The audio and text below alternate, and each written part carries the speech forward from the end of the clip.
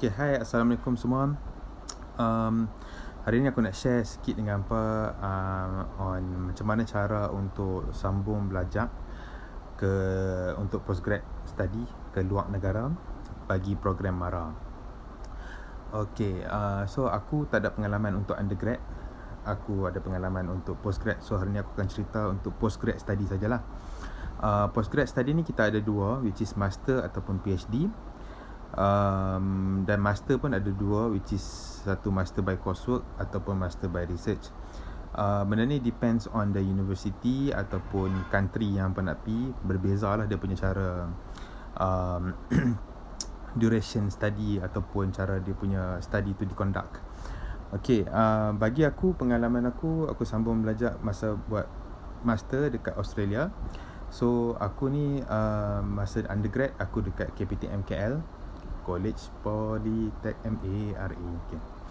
So macam mana aku dapat offer ni?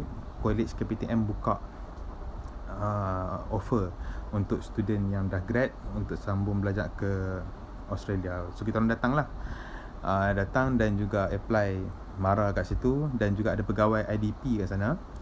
Pegawai IDP ni diorang ni macam agensi tau. So mereka ni memang tak ambil satu sen pun duit kita, tapi mereka akan tolong kita daripada segi cara nak apply. Diorang ada connection dengan universiti. So biasanya diorang ni lebih arif lah. Contohnya kalau kita tak dapat lagi offer letter, diorang boleh push. Ataupun kita tak dapat lagi confirmation of enrollment, COE untuk Australia ataupun CAS untuk UK. So diorang ni ada good connection. Memang perlulah menggunakan khidmat agensi ni, right? So based on master tadi, aku just apply macam biasa saja. And then tunggu sajalah email daripada universiti sama ada kita berjaya ataupun tidak. So once aku berjaya saja daripada untuk apply universiti tu, aku kena bawa offer letter tu ke MARA untuk tunjukkan yang mana ni adalah aku punya offer daripada universiti.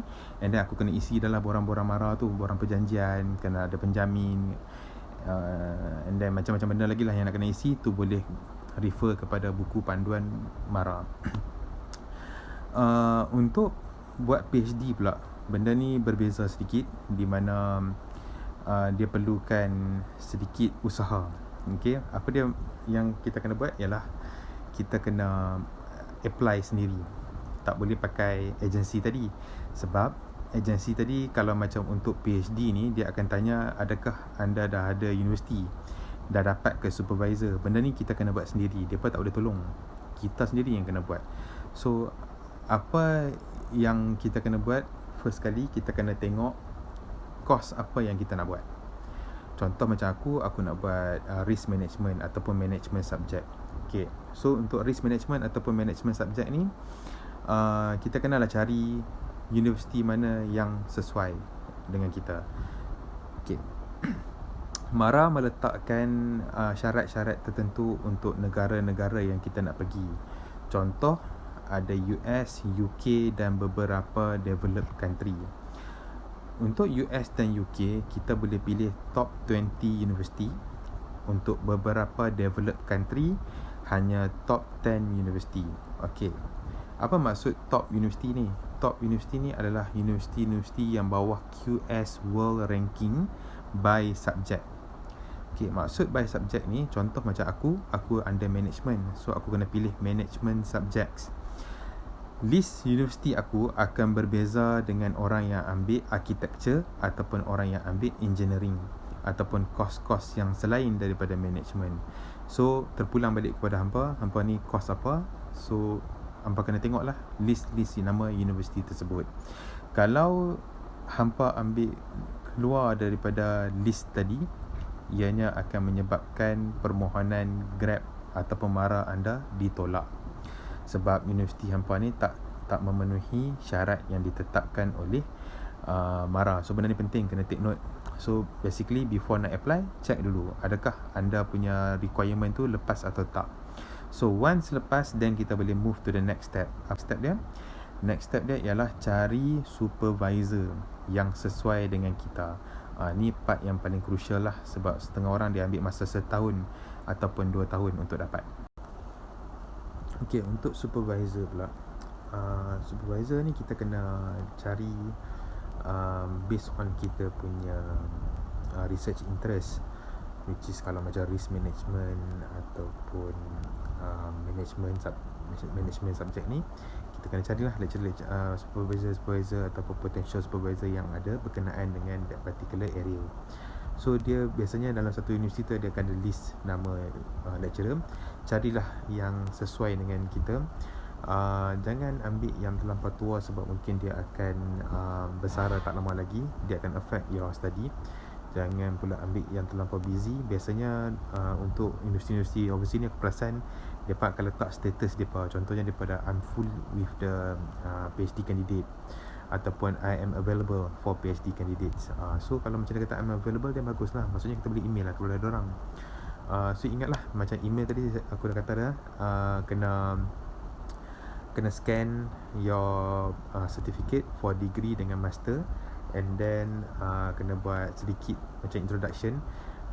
This is my name is ni, and then I'm from Malaysia. I got the scholarship from MARA, and then my research interest will be under ni. Would you like to be my supervisor for my research?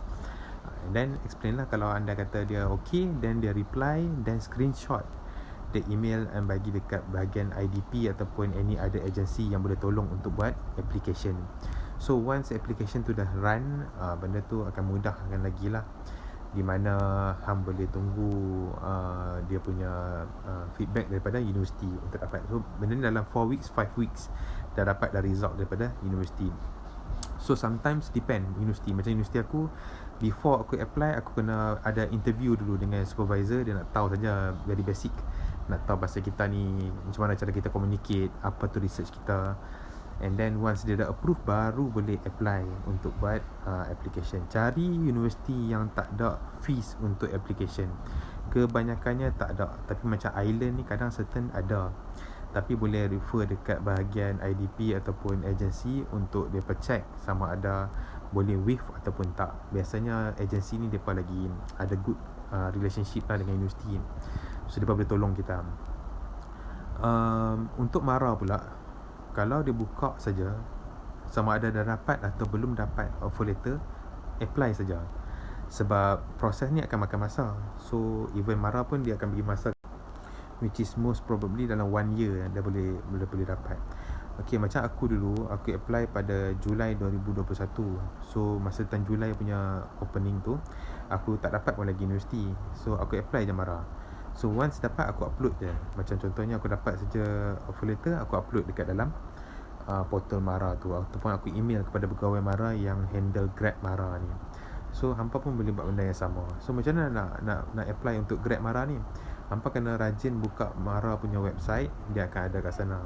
So once opening, boleh terus masuk. Last aku dengar dia buka pada 2015. The latest dia buka pada tahun 2019, 2020 and currently 2021. 2020 dia buka 2 kali je.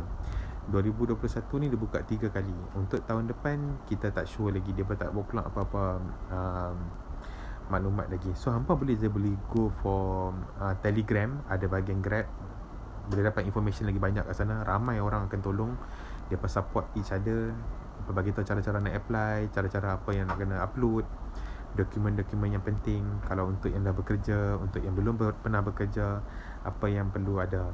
So basically kita support each other lah dalam Telegram tu. So hampa boleh cari.